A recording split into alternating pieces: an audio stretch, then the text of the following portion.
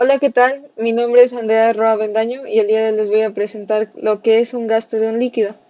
Su definición comprende que también es conocido como caudal o flujo volumétrico, la cual es una medida de la cantidad de líquido que pasa a través de una sección transversal o de una tubería o canal en un tiempo determinado. Típicamente se expresa en unidades de volumen por unidad de tiempo, como lo son litros por segundos o metros cúbicos por segundo. En cuanto a algunos de sus instrumentos de medición, encontramos los venturímetros y tubos de pitot, los cuales utilizan principios de presión diferencial para medir el caudal, o los medidores de área variable, mejor conocidos como rotámetros, los cuales utilizan la relación entre el área y la velocidad del fluido. Y en cuanto a los medidores de flujo ultrasónicos, utilizan ondas ultrasónicas para medir la velocidad de flujo y calcular el caudal. Para una mejor comprensión del tema, vamos a realizar un ejercicio en el cual se necesita calcular el gasto de agua al circular 1.5 metros cúbicos en un cuarto de un minuto. Para ello ocuparemos la fórmula la cual relata que es gasto igual a volumen sobre tiempo. Nuestro volumen comprende 1.5 metros cúbicos y nuestro tiempo un total de 15 segundos, lo cual resultaría en un gasto de 0.1 metros cúbicos sobre segundos. Hola, muy buenos días, tardes o noches. Yo les vengo a platicar un poquito de lo que es la ley de Boyle. Bueno, el físico Boyle-Mariotte fue uno de los personajes que nos estuvo platicando acerca de la física, acerca de la ley que nos dice que el volumen y la presión van a tener una relación, la cual va a depender de la temperatura constante, donde podemos decir que si el volumen disminuye, la presión va a aumentar, y si la presión aumenta, el volumen va a disminuir. Es como lo contrario de lo que pasa con uno, pasará con el otro, pero su temperatura siempre va a ser la misma y siempre va a ser constante. Bueno, y ustedes se preguntarán, ¿y esto por qué sucede?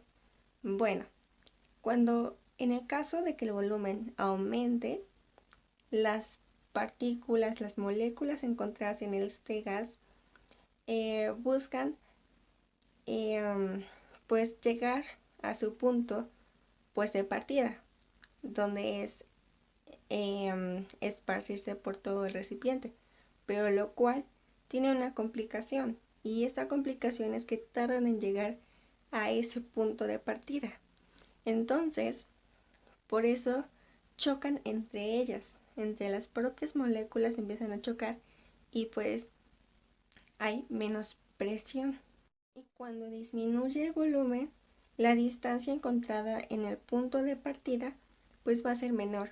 Entonces pues las partículas se van a poder expandir por donde ellas quieran o por donde ellas tengan la necesidad de ir o de escapar. Entonces pues es como hay eh, mayor presión. Y bueno, para sacar estos resultados hay una fórmula, de la cual es la siguiente, donde presión 1 por volumen 1 es igual al volumen 2 por la presión 2. Entonces, nosotros al tener algún problema podemos ir despejando para que éste se pueda resolver. Bueno, les presento un problema del cual pues es habitual que se encuentre en la vida cotidiana.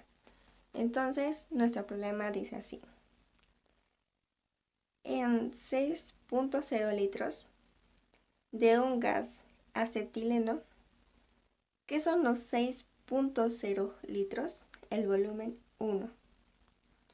Están a 800 milímetros de mercurio.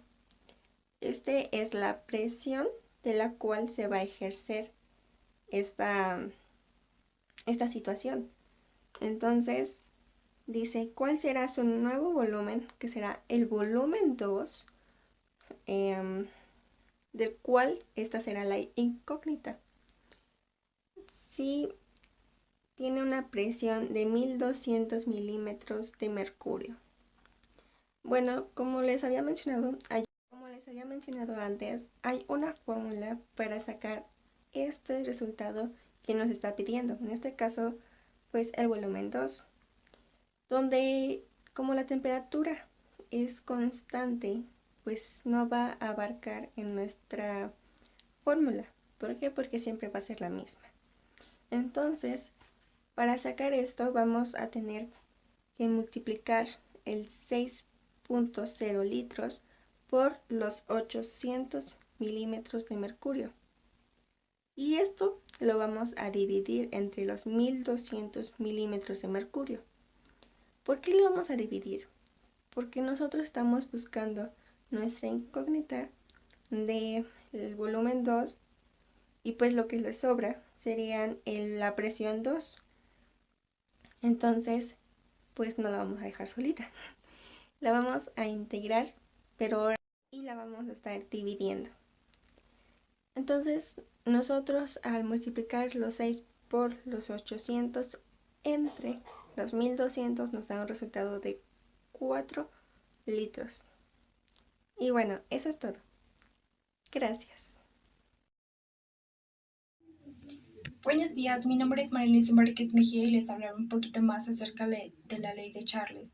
La ley de Charles toma este nombre por el científico francés Jean Charles, quien fundó esta ley en 1780.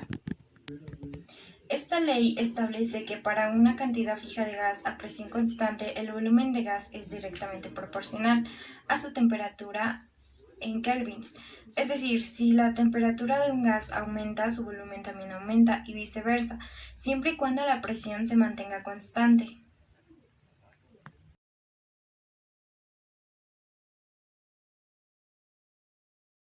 A continuación veremos un ejemplo.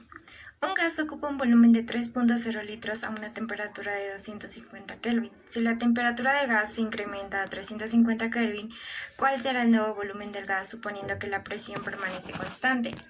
Como datos tenemos que nuestro volumen 1 es igual a 3.0 litros, nuestra temperatura 1 es de 250 Kelvin y nuestra temperatura 2 vendría siendo 350 Kelvin. Lo que estaríamos buscando sería el volumen 2. La fórmula de ley de Charles es volumen 1 por temperatura 2 igual a volumen 2 por temperatura 1.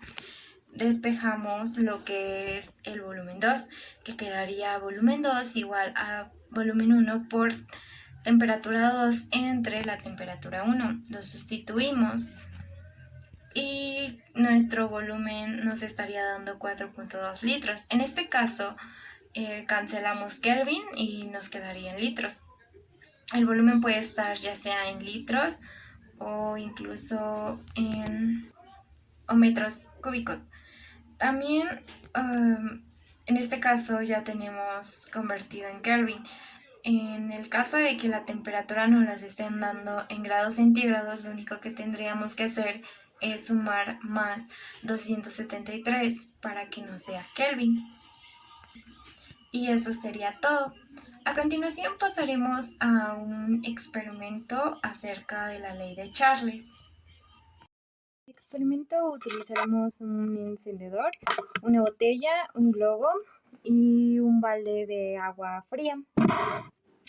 Primero vamos a introducir el globo en la boquilla, acá ya está introducido, y después a continuación vamos a prender en la parte superior con el encendedor.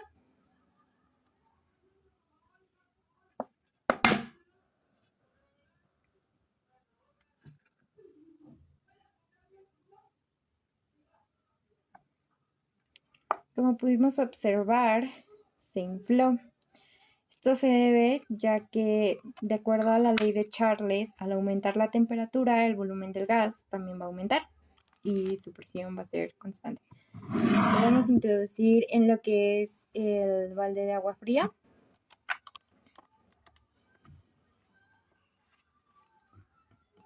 Esto lo que va a hacer es que va a desinflar el globo, pero tarda un poco.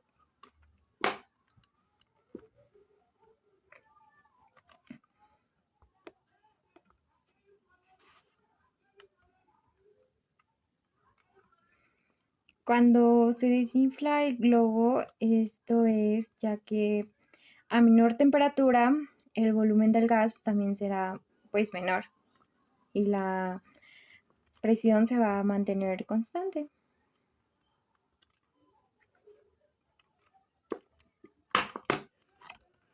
Como pudieron observar, se desinfló. En conclusión, pues cuando metemos el globo al agua fría, lo que es la botella, pues se desinfla porque el aire dentro de la botella se enfría y su volumen disminuye. Al momento de encender la parte de abajo con mayor temperatura, el aire dentro de la botella se va a calentar y su volumen va a aumentar. En conclusión, puedo decir que este experimento demuestra lo que es la ley de Charles de una manera visual y sencilla. A medida que la temperatura del gas dentro de la botella cambia, el volumen del gas también cambia de manera directamente proporcional, lo que evidencia en la inflación y la desinflación de lo que es el globo, como lo pudimos ver anteriormente. Este cambio se observa claramente al mover la botella cuando se introduce en el agua fría y cuando lo encendemos con el encendedor. Y pues eso sería todo. Muchas gracias.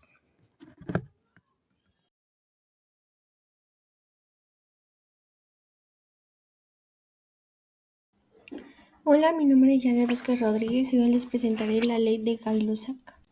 Para empezar, les daré una breve introducción, que sería que la relación entre la presión y la temperatura de un gas es un volumen constante.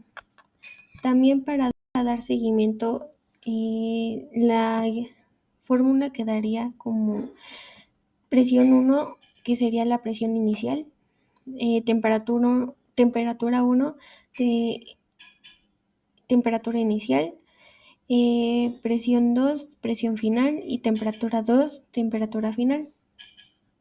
Para dar seguimiento puse un ejercicio que dice un gas y una temperatura de 35 grados centígrados y una presión de 440 milímetros de mercurio se calienta hasta que su presión sea de 760 milímetros de mercurio.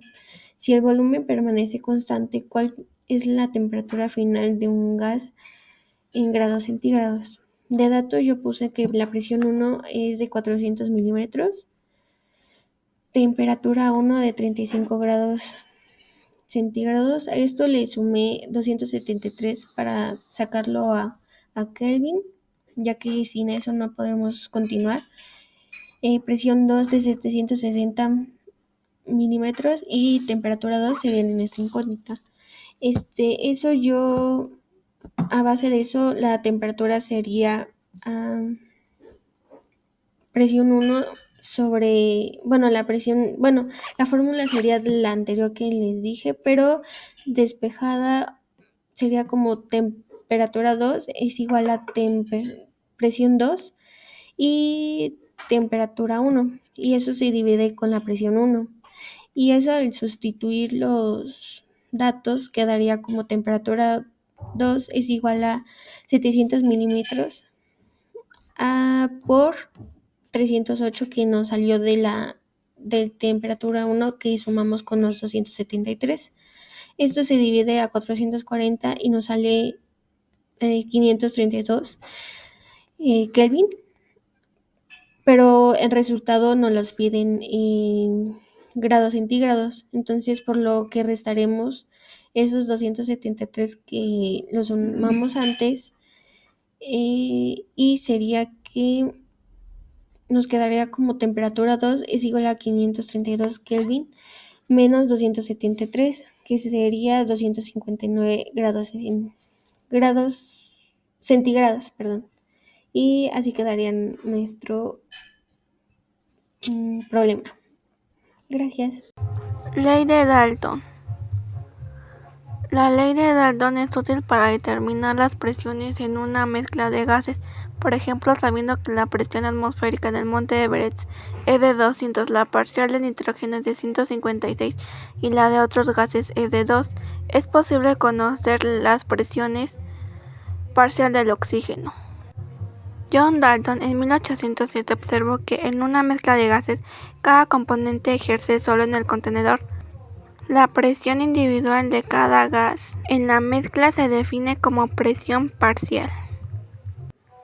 Esta ley permite dar una explicación acerca de intercambios gaseosos y que existe entre el oxígeno y el dióxido de carbono del aire atmosférico y de los pulmones. A continuación, un problema de la ley de Dalton.